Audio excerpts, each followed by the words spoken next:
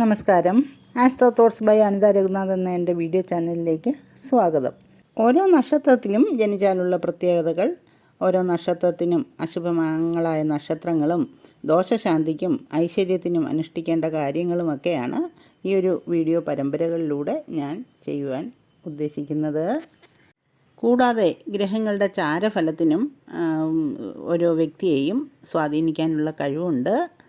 അതായത് പ്രപഞ്ചശക്തിയുമായി ഒരു വ്യക്തിയുടെ സൂക്ഷ്മ ശരീരത്തിലുള്ള ഊർജ്ജ സ്പന്ദനത്തിന് ഐക്യം നഷ്ടപ്പെടുന്നതാണ് ദുഃഖങ്ങൾക്ക് കാരണമെന്നറിയുക. എന്നാൽ തന്നെ ആ ഊർജ്ജ സ്പന്ദനത്തിന് പ്രപഞ്ചശക്തിയുമായി ഐക്യം നഷ്ടപ്പെടാതെ നമ്മൾ ഗ്രഹദോഷ ശാന്തി കർമ്മങ്ങൾ ചെയ്തുകൊണ്ട് ഈ ഊർജ്ജ സ്പന്ദനം പ്രപഞ്ചശക്തിയുമായിട്ട് ക്രമേണ ഐക്യപ്പെടുത്താം. ഈ ഒരു ചാരഫലം മനസ്സിലാക്കുവാൻ കൂടി സഹായകമാകുന്നതാണ് എൻ്റെ വീഡിയോകൾ എന്ന് വിശ്വസിക്കുന്നു. അതിനാൽ തന്നെ ഈ ഓരോ വീഡിയോയും ശ്രദ്ധാപൂർവം അവസാനം വരെ കേൾക്കുകയും വീഡിയോകൾ സബ്സ്ക്രൈബ് ചെയ്തിട്ടില്ലാത്തവർ സബ്സ്ക്രൈബ് ചെയ്യുകയും ചെയ്യണേ. ഉത്രം നക്ഷത്ര ജാതരെ പറ്റി പറയുവാനാണ് ഈ വീഡിയോയിലൂടെ ഉദ്ദേശിക്കുന്നത്. അവർക്ക് ഇപ്പോൾ ചാരവശാൽ നടക്കുന്ന ആ ഒരു സമയത്ത് എങ്ങനെ ആ വ്യാഴമാറ്റമൊക്കെ ഇവരുടെ ജീവിതത്തെ എങ്ങനെ ബാധിക്കുന്നു എന്നുകൂടി ചിന്തിക്കാമെന്ന് വിചാരിക്കുന്നു. 2 നക്ഷത്രങ്ങൾ അടങ്ങിയ ഗണമാണ് ഉത്രം നക്ഷത്രം. ഭഗനാണ് ദേവത, ജപമണിയാണ് ചിഹ്നം.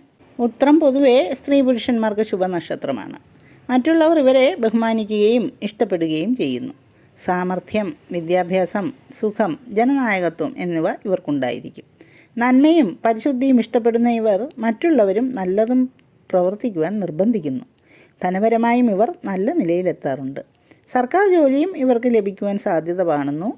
വിശാല മനസ്കതയും ശുഭാപ്തി വിശ്വാസവും ഇവരുടെ പ്രവർത്തനങ്ങളിൽ പ്രതിഫലിക്കും. ഏതെങ്കിലും ഒരു കാര്യത്തിൻ്റെ വിജയത്തിനായി കഠിന പരിശ്രമം ചെയ്യുന്നതിന് ഇവർക്ക് കഴിയും. അതായത് ശീലരായിരിക്കും ഇവരെന്നർത്ഥം. എങ്കിലും സ്വന്തം കാര്യത്തിൽ ഇവർ അധികം തൽപരരായിരിക്കും.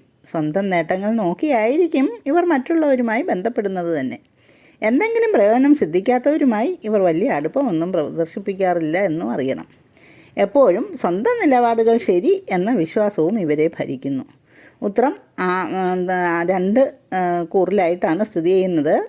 ഉത്രം ആദ്യപാദത്തിൽ പുരുഷന്മാർ ജനിക്കുന്നതും, അതായത് ചിങ്ങക്കൂറിൽ, ഉത്രം മുക്കാലിൽ, അതായത് കന്നിക്കൂറിൽ സ്ത്രീകൾ ജനിക്കുന്നതും ഉത്തമമാണെന്ന് വിശ്വസിക്കപ്പെടുന്നു.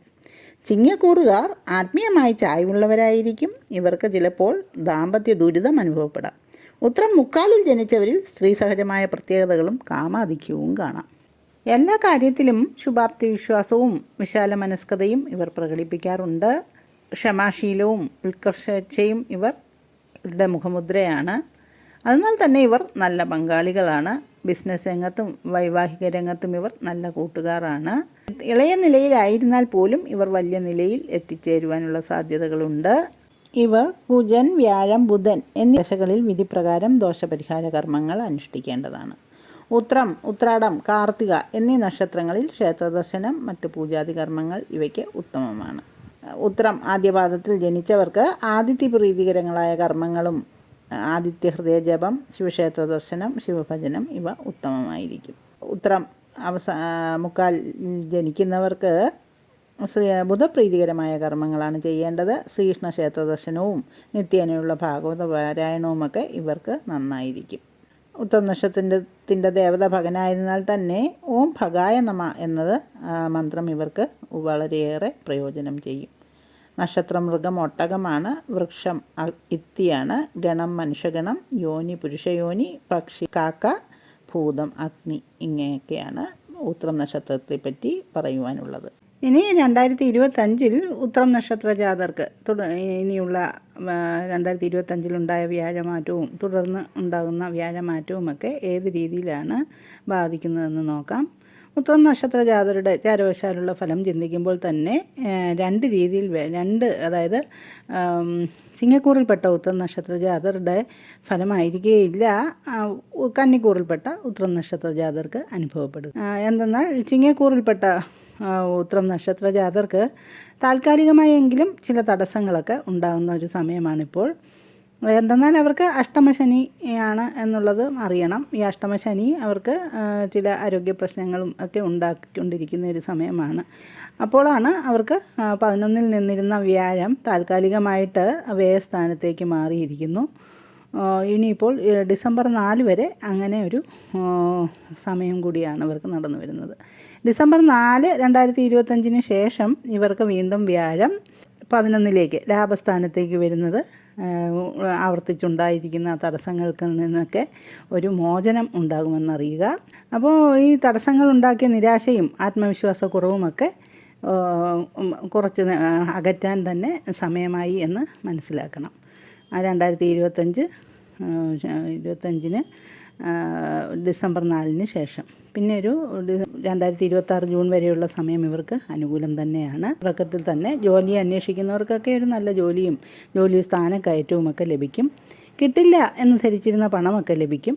ശമ്പള കുടിശ്ശിക ലഭിക്കും. വ്യവഹാരങ്ങളിലൊക്കെ വിജയിക്കും. അതുവഴി വസ്തു പണം ഇവ ലഭിക്കുകയും ചെയ്യും. കലാസാഹിത്യ രംഗത്ത് പ്രവർത്തിക്കുന്നവർക്ക് നല്ല അവസരങ്ങളും പ്രശസ്തിയും അംഗീകാരവും ആത്മവിശ്വാസം തോന്നുന്ന കാലമൊക്കെ ആരംഭിക്കുകയാണ് 2025 ഡിസംബർ 4 ശേഷം. എന്നിരുന്നാലും രാശിയിലെ ആ കേതുവിൻ്റെ സ്ഥിതി കണക്കിലെടുത്ത് വിഘ്ന നിവാരണത്തിനായി ഗണപതിയെയും അതുപോലെ തന്നെ ചാമുണ്ഡി ദേവിയെയും ഒക്കെ പ്രീതിപ്പെടുത്തുന്നത് നന്നായിരിക്കും. ശനിദോഷത്തിന് അവർ നിർബന്ധമായിട്ടും ശാസ്ത്ര പ്രീതി വരുത്തേണ്ടതുണ്ട്. ഇനി കന്നിക്കൂറിൽപ്പെട്ട ഉത്ര നക്ഷത്ര ജാതകരെ പറ്റി ചിന്തിച്ചാൽ അവർക്ക് കണ്ടകശനി, അതായത് അവരുടെ 7-ൽ ശനിയാണ്. എന്നാൽ തന്നെ ഇവർക്ക് ചില തടസ്സങ്ങളും ഒക്കെ ആയിരിക്കും ഉണ്ടായിക്കൊണ്ടിരിക്കുന്നത്. എന്നിരുന്നാലും ഇവർക്ക് ഇപ്പോൾ താൽക്കാലികമായിട്ട് ഇവർക്ക് വ്യാഴം 11-ൽ വന്നിരിക്കുകയാണ്. അത് ഇവരുടെ ആ ഒരു തടസ്സങ്ങൾക്കൊക്കെ ചെറിയൊരു ആശ്വാസത്തിന് വഴിയൊഴുക്കും എന്നറിയുക. അത് ഡിസംബർ 4 വരെ നിൽക്കുകയും ചെയ്യും. വീണ്ടും ഇവർക്ക് അത് 10-ലേക്ക് ഈ ഒരു വ്യാഴം മാറുന്നത് ഇവർക്ക് പൂർണ്ണമായിട്ടും അനുകൂലമല്ല സ്ഥിതി എന്ന് വേണം പറയുവാൻ. 2026 ജൂണോടുകൂടി ഇവർക്ക് വ്യാഴം അനുകൂലമായി വീണ്ടും 11-ലോട്ട് വരും.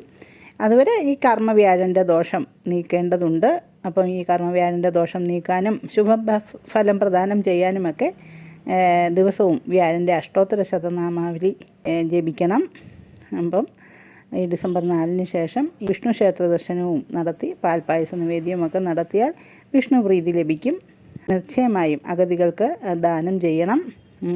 ഇവർ ദിവസവും വിഷ്ണു സ്തോത്രം ജപിച്ചാൽ വരുന്ന ഈ ഒരു 6 മാസക്കാലത്തെ തടസ്സം കൂടി അവർക്ക് കുറയ്ക്കുവാനും വീണ്ടും അവരുടെ കയ്യെത്തും ദൂരത്ത് തന്നെയാണ് വ്യാഴം. 2026 ജൂണിൽ വ്യാഴം 11-ലേക്ക് വരുന്നതോടുകൂടി ഇവർക്ക് ഭാഗ്യാനുഭവങ്ങൾ ഉണ്ടാകും. പുതിയ സംരംഭങ്ങളൊക്കെ അതുവരെ അവർ ഇന്ന് നിർത്തിവെക്കണം. അതിനുശേഷം വേണം ഇവർക്ക് 11-ലെ വ്യാഴം അനുകൂല ഫലങ്ങളൊക്കെ പ്രദാനം ചെയ്യും. 7-ലെ ശനിക്ക് ഇവർ വേണ്ട ശനീശ്വര പ്രീതിയൊക്കെ വരുത്തിക്കൊണ്ട് ക്ഷേത്ര ദർശനവുമൊക്കെ വരുത്തി ആ 7-ലെ ശനിയുടെ തടസ്സം മാറ്റുകയാണെങ്കിൽ ഇവർക്ക് ഈ 11-ൽ വ്യാഴം വരുന്ന സമയം അനുകൂലമാക്കുവാൻ തന്നെ കഴിയും എന്നറിയണം. കൂടാതെ അവരവരുടെ ദശാനാഥനെയും അപഹാരനാഥനെയും ഒക്കെ ഏതെന്ന് ജാതകത്തിൽ നിന്ന് മനസ്സിലാക്കി ധർമ്മദൈവ പ്രീതിയും കൂടിയൊക്കെ വരുത്തിയാൽ എല്ലാവർക്കും ഇനിയൊരു വരുന്ന വർഷകാലവും അനുകൂല ഫലങ്ങൾ തന്നെ ലഭിക്കും. അതിന് ഈശ്വര കടാക്ഷം ഉണ്ടാകട്ടെ. ജ്യോതിഷ സംബന്ധമായ നിങ്ങളുടെ സംശയങ്ങൾക്ക് എൻ്റെ വാട്സാപ്പിൽ ബന്ധപ്പെടാവുന്നതാണ്. എൻ്റെ വീഡിയോ ഏവർക്കും പ്രയോജനപ്പെട്ടു എന്ന് വിശ്വസിക്കുന്നു. പ്രയോജനപ്പെടുകയാണെങ്കിൽ ലൈക്ക് ചെയ്യുകയും ഷെയർ ചെയ്യുകയും സബ്സ്ക്രൈബ് ചെയ്യുകയും ചെയ്യണേ. നന്ദി, നമസ്കാരം.